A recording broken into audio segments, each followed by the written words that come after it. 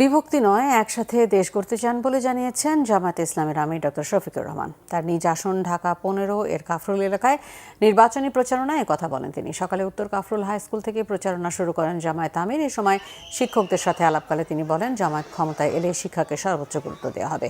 পরে সেখান থেকে পূর্ব কাফরুল পর্যন্ত প্রচারণা চালান।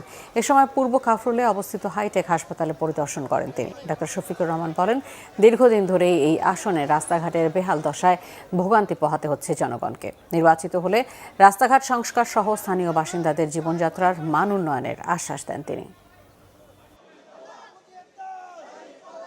আসন ময়দানে আমরা সবাই সবার কথা নিয়ে যাই, সুন্দরভাবে, ভদ্রভাবে, শান্তভাবে, সুশৃঙ্খলভাবে সবাই সবাইকে সম্মান করি এবং যার যার কথা আমরা জনগণের হাতে ছেড়ে দিই।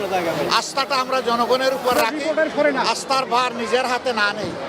জনগণ যাকে পছন্দ করবে আমরা সবাই মিলে তাকে পছন্দ করব এবং ওয়েলকাম করব ইনশাআল্লাহ। আমরা আশা করি যে সমবেতভাবে এলাকাবাসীকে সাথে নিয়ে আমরা একটা আদর্শ এলাকা গড়তে পারবো।